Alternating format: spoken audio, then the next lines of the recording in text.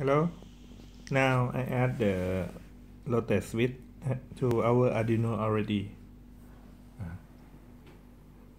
At the flow chart, you will see that it have the R. That means this mode will be support the rotate switch. I will simulation for you. Now this is okay. We start. It will be in the mode 0. If I turn on, if I rotate this switch, it will be same as the switch that we used before, and we can this code will support the previous switch that we used for increase and decrease. Yes. Okay.